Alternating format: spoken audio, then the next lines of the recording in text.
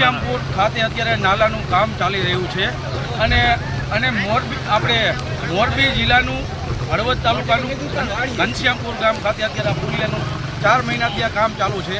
અત્યારે સ્કૂલના છોકરાઓ પણ આયા કડે તણાઈ જાય એવી પરિસ્થિતિમાં છે અને કારણ કે હું વરમોરા સાહેબને કહેવા માગું છું કે તમે જે વાત કરો છો વિકાસના નામે અત્યારે અહીંયા કણે મીંડું છે એટલે કારણ કે સાહેબ તમે અહીંયા એસીમાં બેહવાનું બંધ કરો અને અહીંયા કણે લોકોને અત્યારે હાલાકીનો સામનો કરવો પડે છે તો આની દુર્ઘટના બને તો આનો જવાબદાર કોણ?